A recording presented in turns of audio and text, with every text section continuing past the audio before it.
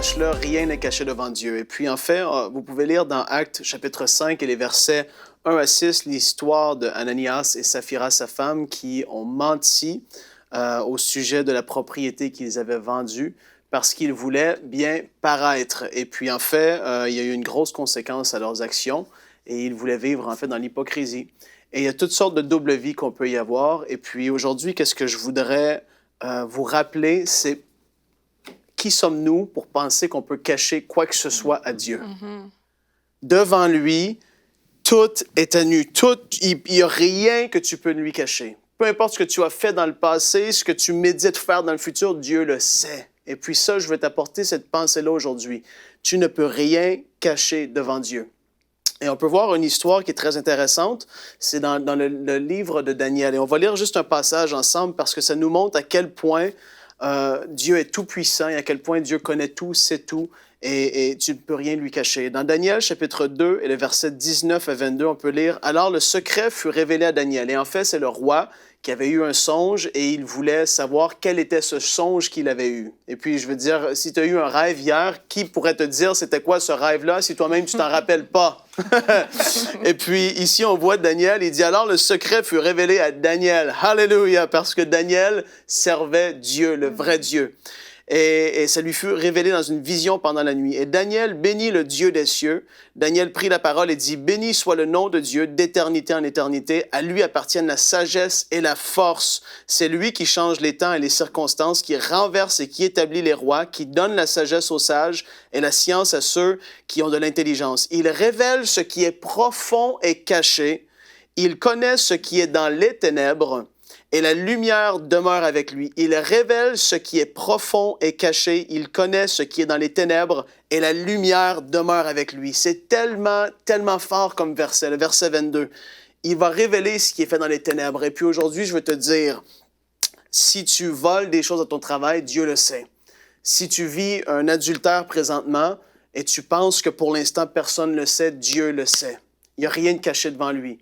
Si tu es quelqu'un qui a un non-pardon dans ton cœur qui est là depuis des années, devant Dieu, c'est très grave et Dieu le sait. Il n'y a rien que tu peux lui cacher. Mais la bonne nouvelle, c'est qu'aujourd'hui, Dieu veut t'aider à t'en détourner.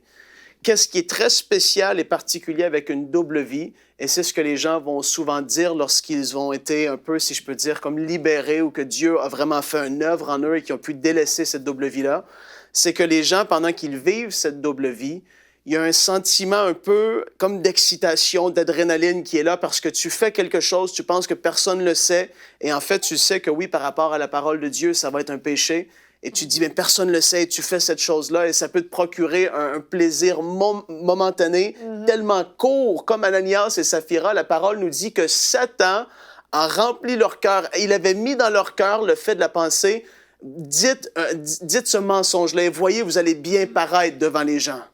Et ça, c'est ce que le diable veut faire dans chacune de vos vies si vous vivez une double vie. Il veut vous mentir pour que temporairement, vous vous éloigniez de Dieu, pour que vous commettiez quelque chose de grave, parce que lui, ce qu'il veut, c'est te voler, t'égorger et te détruire. Et c'est ce qu'il veut faire au travers de la double vie que tu vis actuellement. Mais comme j'ai dit, la bonne nouvelle, c'est que Dieu veut que tu puisses en être libéré. Aujourd'hui, si tu entends ma voix et tu le sais, il n'y a personne qui a besoin de te le dire, tu le sais que tu vis une double vie, abandonne cette vie. Si tu as besoin de demander pardon, de te réconcilier avec quelqu'un, fais-le. Si tu as trop de la difficulté, tu te dis, mais c'est tellement difficile, ça fait des années que je mène cette double vie-là, personne ne le sait jusqu'à aujourd'hui. Frank, tu ne peux pas imaginer, j'ai tellement fait de choses dans cette double vie. Je parais comme un bon chrétien, mais pendant la semaine, je fais toutes sortes de choses terribles, impensables. Je regarde, j'écoute, je dis des choses que je ne devrais pas dire.